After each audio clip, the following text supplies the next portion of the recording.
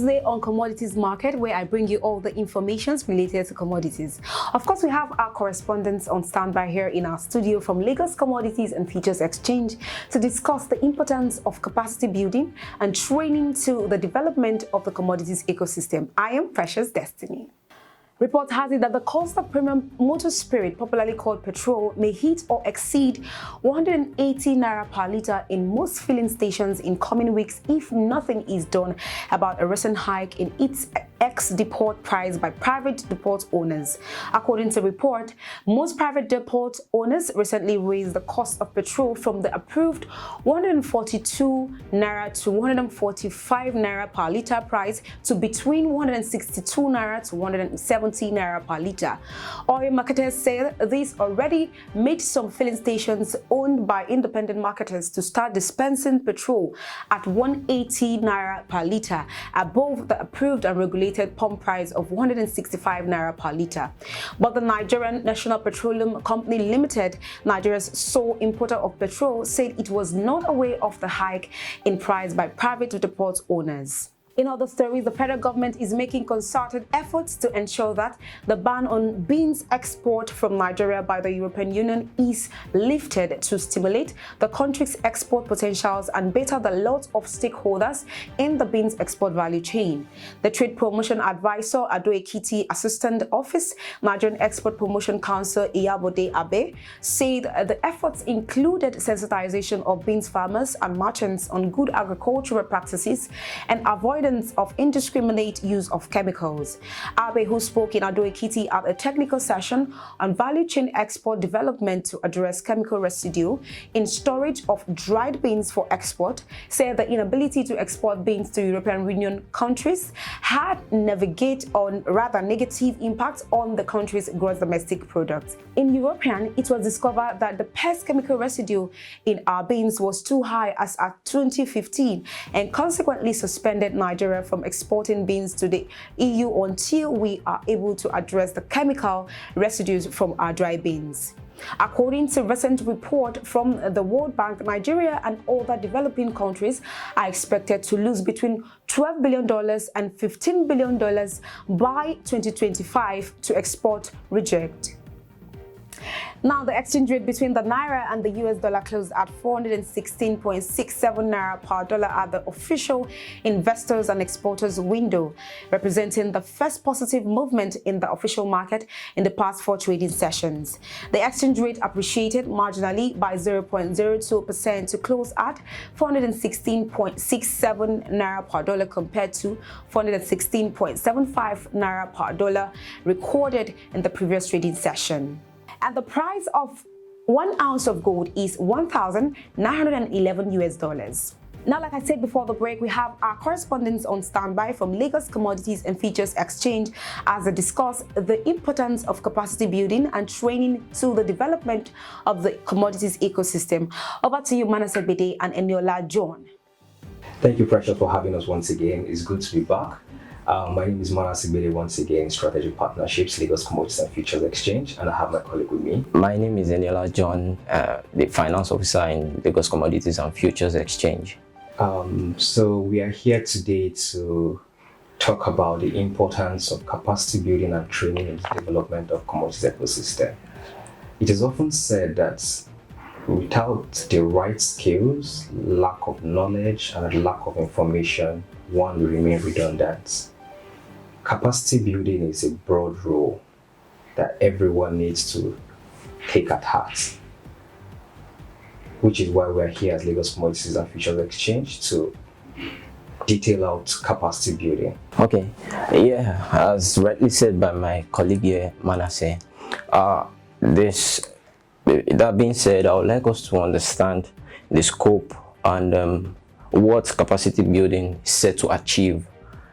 First of all, I would like us to understand that an entity cannot thrive or cannot be deeply rooted if it has not identified its strengths and weaknesses, and this, as there are so many indicators of this. And so I would say with my little research that capacity building has to do with the techniques used by entities, individuals, and even the government in order to deepen their knowledge broaden their scope and whatever environment where such business or entities are playing.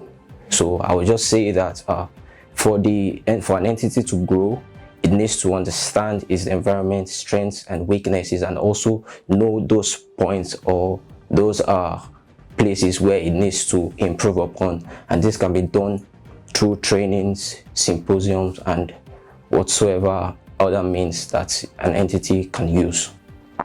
Okay, I also want us to note that people tend to look at capacity building as just individual skills and strengths. But I'll put it as capacity building is in threefold. We have the individual, we have the organization, and I'll say the systematic. So the individual, definitely you require the right skills, the right information to achieve a set goal. So that has to do with workshops, has to do with personal development, like taking courses. Then when we now streamline it down to organizations need to understand the fact that you need to know what's happening in the market. You need to know what's happening in the environment to adapt it into the system. Then systematic is you training third-party stakeholders. So these are the people that you need to understand your business model, that leads us to we have an ongoing training which is scheduled for 1st of March. So this training is focused on gold trading, investment in gold trading, because at Lagos Commodities and Futures Exchange, we're very, very keen on ensuring people understand what the market is doing, need to understand opportunities there is. So which is why we are up and about with our training scheduled for next week, Tuesday, which is the 1st of March. I want to put capacity building in two folds: the market capacity and the regulatory capacity. It is said that the commodities ecosystem is $1 trillion market, which is way bigger than, it is estimated to be $1 trillion market, way bigger than the equities market, because as a last count, the equities market as of 2020 is about $56 billion. But it's estimated that the commodities market will be way bigger than the equities market. So it just shows that there are so many roles to play in the commodities ecosystem. Now, I would like to also mention that commodities is not just agriculture. Commodities has to do with oil and gas, solid minerals, currencies. So it's a broad view. So ENIOLA, what do you think? How can we pass this message across to the various stakeholders LCFE deals with?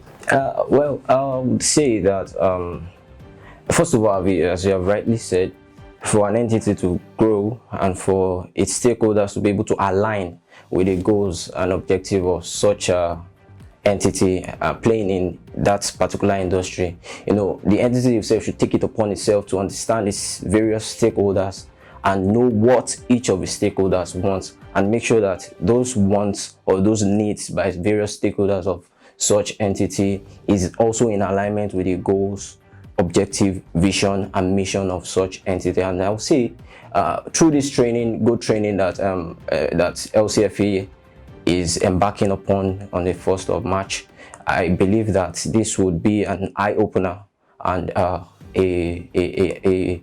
a point of contact with the various stakeholders to be able to understand and get an in-depth knowledge in what the commodities ecosystem, and particularly in this case the solid mineral space of the ecosystem, is all about. To note, it is the commodities market has not been fully harnessed because of lack of information. Yes. Most people tend not to know about the activities in the ecosystem. They just think commodities has to do with agriculture and has to do with the old people. No, the young people are encouraged to be on board, which is why one of the key missions of the exchange, which is Lagos Commodities and Futures Exchange, is capacity building. Yeah. How can we get all these people on board? How can we train them? How can we let them know the importance of this space that we're doing, the commodity space? I rightly mentioned this training that we're doing that is coming up on the 1st of March. It is not targeted at only one stakeholder. It's every stakeholder in the commodities ecosystem, yeah, and other interested stakeholders. So if you're interested in buying or investing in gold and gold contract, everyone is welcome to be part of that trend, because it is our duty, our key strategic duty, to come up with these relationships with every stakeholder. Yes. And I mentioned about market capacity and regulatory capacity. The market has to do with people do not know the information going on in the markets. They don't know how the markets, the roles they can play in the market. So we need to go out there to sensitize these people. These are the rules you can play. You can play rules X, Y, Z, and likes of it. Then for the regulatory capacity now, we're also looking to sensitize the regulators both of the capital market, which is SEC, and also regulators of other spaces, of which I believe there are other stakeholders, like the commodity warehouse stakeholders. I'm sure there are bodies regulating these people. So everybody, they are regulators. So we need to actually sensitize these people that, okay, we need good regulations that are not so tough on these businesses, because that's what's facing Nigeria now. Many businesses are packing up because there is the regulations and the laws guiding these businesses are tough. Yeah. So we need to sensitize people how to free up these their regulations and their laws to fit into the growth of the economy, because it's definitely not a one-man journey, because being an advocate of public-private partnerships, we need all hands on deck, both the private institutions and the government institutions. That's why we need to sensitize the regulators, which are most likely government-owned. So when we're talking about the benefits of capacity building for, let's say, personal individuals now, what do you think individuals need to do? Okay, yeah. So I would say, even personally, the benefit of capacity building is that it would help you to be able to fit in to the trend of what's the environment, or where the environment, or let's say the world is heading.